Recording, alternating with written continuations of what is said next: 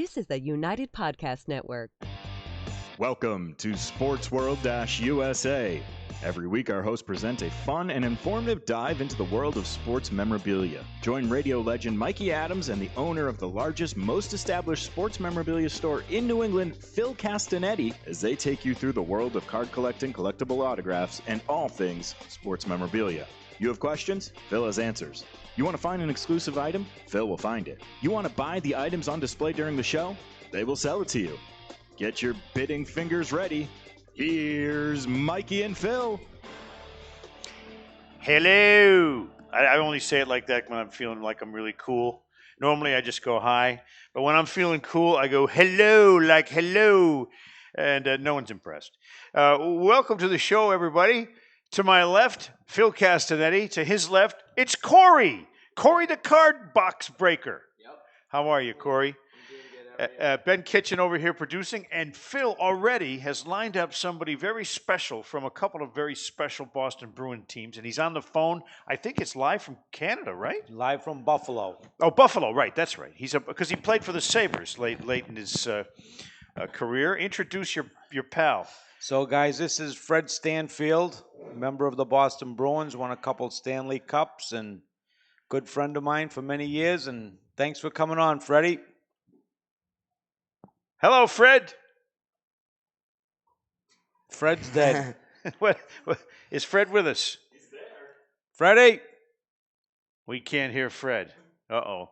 I could pretend I'm Fred, and you could that's all. Interview me if you want to. But we've just lost the connection. We'll try to reestablish the connection. We have, occasionally there'll be a snafu. What we call in the industry a technical snafu. We were just talking to Fred just before the show started on the phone. Last week they had that power outage in Canada. I talked to Rick Smith since then, and they didn't get it on till late that afternoon. And the power failure. Yeah. And he's had a lot going on. Just 2 seconds ago, we were talking to him. Yeah. He's hearing us. We're talking. We said, "Okay, we're ready to start." And boom! All of a sudden, he dropped out. So let's blame Ben. Well, let's blame Ben. Yeah, sure. Of course. In fact, everybody that thinks we should blame Ben, say yes. Yes. If it's Ben's fault, say yes. Yes.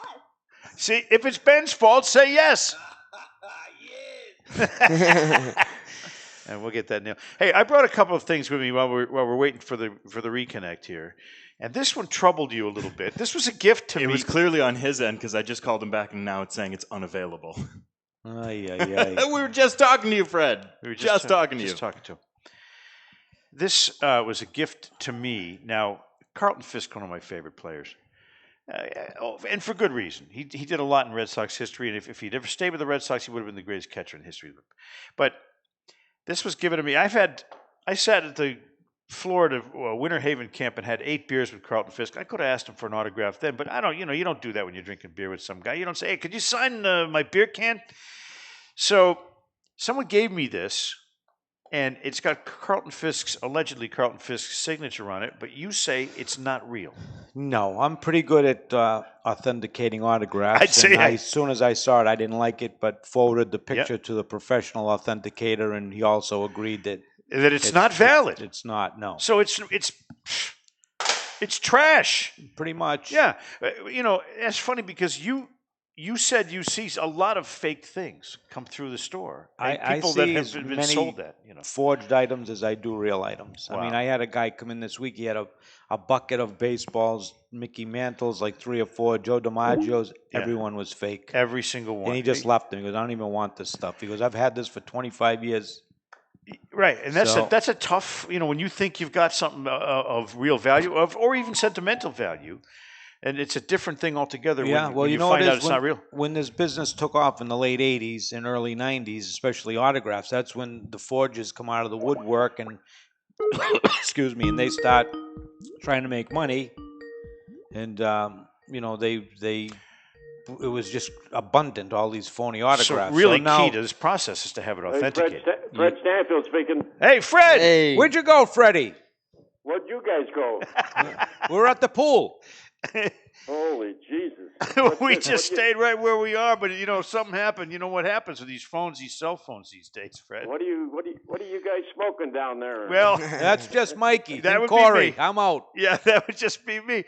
So, Fred, you're in Buffalo now, and you spent. Yeah, outside of Buffalo, Amherst, New York. Yeah, okay. And you spent some time with the Buffalo franchise, but most important to the people that are watching this program, probably most of them in New England, is the years you spent with the Boston Bruins. Now, I just want to go back to your roots a little bit Sure. in Canada, because I read that you had a whole bunch of brothers, enough for an entire hockey team. Is that the fact? Yeah, there's 7 boys, no girls. So we had our own hockey team, played down in the basement, built a rink across the street at school, played hockey every day till it got dark. You know, I'm a friend of Kevin Dineen's, and Kevin Dineen had 4 brothers that played hockey, some of them in the National Hockey League. And I asked him one time, I said, which of you and your brothers was the toughest? And he said, my mother. Because she had to break up all the fights. Was it like that in your house? Well, my mom only complained about one thing, it was a wet toilet seat. She was a salt of the earth woman. That's good to hear. Yeah, she was a good woman. Great lady. So what have you been doing? I've been sitting on my ass doing nothing, but I have 5 grandkids, so I have a lot of fun with them. Hockey, baseball, basketball, and they come and swim in my backyard just about every weekend, so that's great.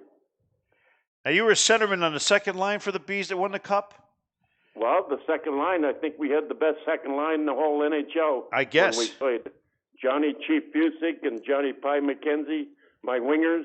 Wow. I enjoyed the 6 years in Boston. Loved it. Had a great time. Who was the most colorful cat on that team? Because there were a bunch of them. But who, if you had to pick one guy who really stood out as being kind of a crazy man, who would it be? Well, you got to look at Cashman. He was a little squirrely, a little crazy, but he was fun to play with, and he meant business when he went on the ice. So he was a great teammate, and Cash was a joker around in the dressing room, and also Cheevers. And there was a few bunch of guys that we had a great time with, but we got along great as a team, off the ice and on the ice. I had a bunch of meals with Cheesy when he was doing the Whalers color and analysis. I used to go to the press room every single time and sit with Jerry Cheevers, and he enjoyed that pre-game food, and he occasionally smoked a stogie or two. Yeah, he was great. He's got a sense of humor and always has a story, Cheesy. Who's the toughest opponent, physically toughest opponent? Because it was a different day back then. Guys didn't wear helmets, and there was a respect level for not injuring even your opponents in the head. But there was a lot of real, aggressive behavior out there on the ice in the 70s. Who was the toughest guy that you feared the most on the opposition, Fred?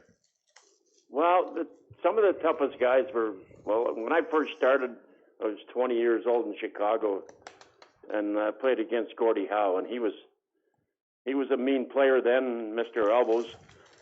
He was very tough. You had to keep your head up playing against him. And big guys like Pat Quinn for Toronto Maple Leafs, he always hit you solid, and everybody knows he hit Bobby Orr in Boston that one time and knocked him out. But there were so many tough guys on every team.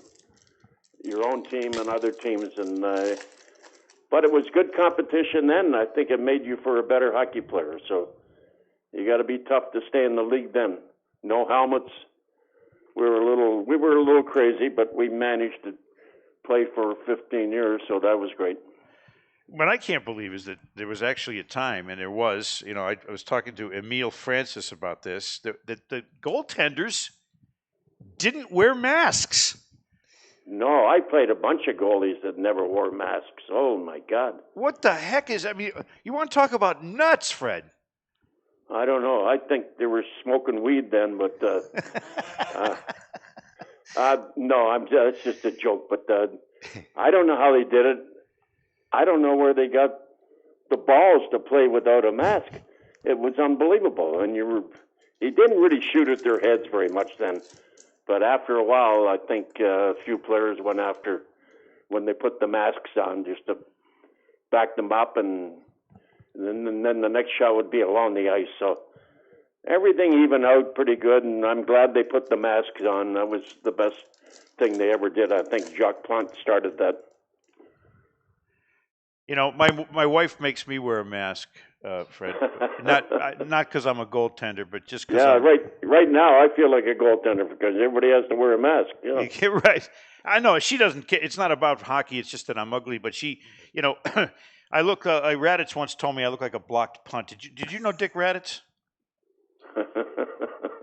That is something, yeah. Now I understand that you. In fact, I don't understand. I've got the facts to back it up. Every single year with the Bruins, you had at least 20 goals? Yeah. Had some good teammates. Bobby Orr, number one, Phil Esposito. They were my heroes, and Johnny Busey. Those three guys were our leaders. Bobby Orr played every game as hard as he could, and he had a lot of respect. And I think he made every player on that Boston Bruin team better because you had so much respect for Bobby and Phil and Chief, and I think it went through the dressing room. So that was the best thing that ever happened to play with those three guys. Even the new generation of hockey fans, they give that greatest player of all time respect over Gretzky to Bobby Orr based on what they see on old film. And Bobby didn't play that long. We know about the knee injury and so forth, but his highlight reel that you can find on YouTube, Fred, is maybe the greatest thing to watch if you're a hockey fan ever. And with due respect to Gretzky's scoring ability, Bobby Orr had all that as a defenseman, 100 points. I mean, this guy was unbelievable. Greatest ever. Well, unbelievable is right. The greatest player that I ever played with and played against. But how can a defenseman win the scoring twice? And that's unbelievable. I mean, that's unheard of. But Bobby was such a great player that he played every game, like I said earlier. He played every game as tough as he could, and he was a tough man. He was not a big person, but he played like he was about 6'5". Who would be the guy on that Bruins team that if you had to get at our age, we don't get into fights anymore, but if back in the day, if you had one guy to come out there and defend you on the ice when in a tough situation, who would be your guy? When I first started with the Bruins there, I think Teddy Green would be the guy that I'd love to have back me up, and he would also, too. He was a great fighter until he got hurt, and he was a good teammate, but a lot of respect for Ted Green. He was one of the toughest guys in the league then. What are your thoughts on the current status of this whole weird COVID thing and what it's done to the playoffs? Who do you like, or what couple of teams do you like as favorites going into this playoff situation? Well, I think Chicago Blackhawks are the big surprise in this playoff, and round robin's coming up, and even Toronto Maple Leafs, I think they have their final game today. They're a big surprise too. Philadelphia is playing the best hockey they've ever played, and it's going to be a great hockey. I'm glad it's back. Watching games every day and every night, so I think hockey's a very, very probably the best sport going right now. Your alma mater there, the Boston Bruins, took it on the chin a little bit from Philadelphia. You're right about them. All of a sudden, they're right in the thick of things. Boston Bruins, they'll come back. They're a competitive team, and I think they didn't give their best effort the first part, but they'll come on strong. I have, I'm not a hockey player. I've known a lot of hockey players in my life, but I never could skate. I look like Bambi out there on the ice. Maybe, just weak ankles and everything. But when I think of hockey, I think of the four major rules of hockey that provide winning hockey. And it sounds like a cliche, but let me run them through and you tell me what you think of these. First of all, you got to give 110% every time out there on the ice. Second of all, you got to put the puck in the net. Third of all, the goaltender has to stand on his head between the pipes. And fourth, you got to dig and muck in the corners. Now, I'm not oversimplifying, am I, Fred? No, you're not. You're very close to the strong hockey game. I mean, naturally, you got to play 100%, or they wouldn't have you on the team. They'd either trade you or get rid of you or put you down in the minors. So yeah, you got to step up for every game, and you got to score your share of goals. Which I did, and a lot of assists. And so I enjoyed that part of it. And Harry Senden put me on the power play, which was a great move for me, playing with Bobby and Phil and Chief and those guys and Pie, and it was just a big thrill for me. So I must have did my job pretty good because I was there for 6 years. So I'm very proud of that. And we should have won 3 cups instead of 2, but that's the way it is. Well, Fred, Phil loves you, and we all do here in Boston for the legacy and the respect for you for that 70-72 team. And we wish you the very best in health. And have fun sitting by the pool up there in nearby Buffalo. Yeah. All right, Mike and Phil and Cory, you take care. Thanks, Freddie. And, have a good one. Give me a call anytime, okay? I will do Good that. talking to you, Fred. All right. Bye, nice Freddie. talking to you guys. Take care. Okay. What a nice guy. Yeah, he's one of the best. Now, Fred. Unlike that autograph. From Unlike that. I'm going to take this in the parking lot and smash it. Look, it's still a picture of Carlton Fisk, and I have respect for him as a... Hold it up. I want to see, because I want everyone to know what exactly happened with that. Hold it up again. I want everyone to see the card. All right. Yeah. Now, here's the thing. Phil, I'm going to reiterate this with Phil. Most important thing you do if you have a collectible autograph that you are planning on purchasing is make sure that it is authenticated by a respected, accepted authenticator. Exactly. And you know them all. You are one. I mean, you're like, the first step you do is if you have, take it to Phil, show him. He will make sure it's authenticated because that's what you do. I do that. I'm not, one of the major companies in the world. But you're connected to all of them. Yeah, I'm connected to all of them. And, Yep. I look at it, and then I have my idea like we did with that, and then I send digital pictures out, and they check it out. They'll look at it quickly and just tell me, yes or no. Yeah. It's pretty easy to do, too, so. Now, let me just ask this question, because this little, I can move this over here. This is a bobblehead of the biggest wuss that ever played baseball. His name is Jacoby Ellsbury. He's no longer playing. He's not playing. He's still getting paid. Getting but paid he's by not the playing. Yankees. Yeah. Now, I think he cheated when he got that big season. All of a sudden, 32 home runs, came in second for the MVP, I think. Because he never did that before or after. He had 9 home runs, then all of a sudden he has 32 home runs, and he said, I think he cheated, okay? Now, I'm not just saying that sour grapes because he left and joined the Yankees. And I met the guy. He was nice, very nice to me. But maybe the biggest heist, one of the bigger heists in the history of baseball, was his $20 million. Was it $20 million a year? Something crazy. Something like $130 million, I think. 7 years. I don't know. It was some insane number that he got from the New York Yankees. I just want you to verify and authenticate the fact that on this bobblehead, there are no nuts. It's a nut. You see it? It's a nutless bobblehead. And what's the value of this now that he's nothing? Can I smash this with a baseball bat and not feel guilty about it? You know what you should do? Smash it with the Carlton Fisk. Hey, easy. That's a valuable frame. Oh, yeah, you're right. Thank you. Yeah, we don't want to break this nice glass desk we've got here either. So I brought a couple of stiffs. This isn't real, and I didn't know that till I got here with you, and you called your guy. We took a picture of it, and that's fine. Again, it's like I've got a lot of valid, real autographs I got from you. But this thing here, I was going to pull that off my shelf just based on principle because it's Jacoby Ellsbury. All right, put it away. Let's get to something important. Cory just pulled a real spectacular What'd you card. Get? What'd you get? So he's like the hottest rookie in baseball right now. What was the box you were opening, Cory? 2020 Topps Chrome Hobby. So that's like a very expensive set. Yeah, it's pretty expensive. So Yeah. this one is Luis Robert, who's like the top rookie in baseball right now. This is his refractor rookie. So this is it's like right around 175 they're going for. 175 on that one card. Yeah. So somebody got lucky. So let me undo your cord here because that's what's making that thank you. clicking noise here. There you go. See, I'm a long time. I've been a broadcaster now for 50, 40 years or so. That's why you'll never hear that clicking going on with me. And you'll never hear any mouth noise either. Hey, is Belichick here? I tell you my story about Belichick and Bobby Orr and Lenny Clark. I was at a golf tournament, right? Yeah. And you know how they have a golf tournament, then everybody mills around and gets drinks, and everybody sits down at tables and gets their buffet food? Well, I'm at this thing, and I get a drink, and I see over in the corner, here's Belichick sitting with Bobby Orr and Lenny Clark. So I walk over, and I go,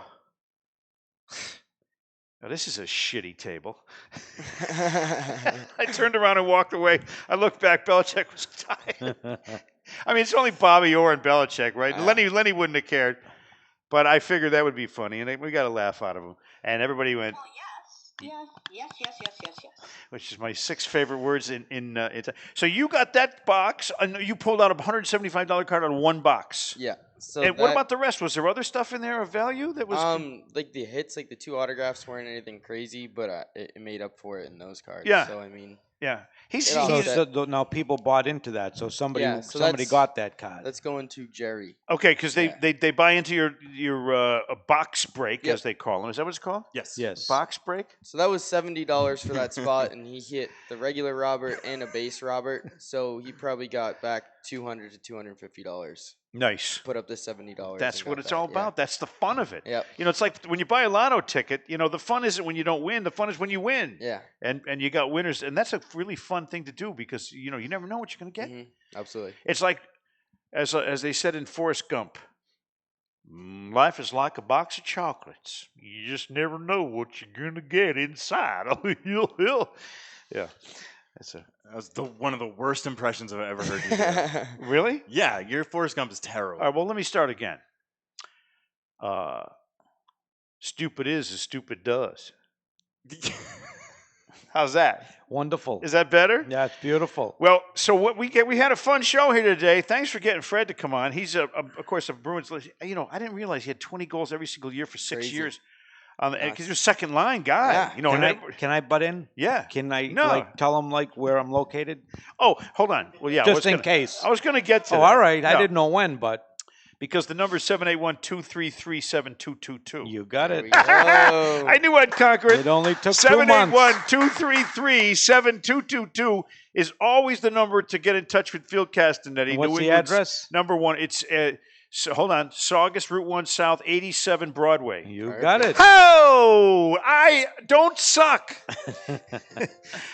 Phil Castanetti, the New England's number 1 memorabilia guy. He's an authenticated expert on the subject, and he can hook you up. And his son, Cory, who's a wonderful kid. He's a kid, though. You know, he's only 11, and look at the size of him. Thanks for watching, everybody. And don't forget, when I get up, don't let me step on Mickey Mantle. I won't. That's Phil's dog, Mickey Mantle. He's down here. Oh, there he is. He's sleeping. See you next week.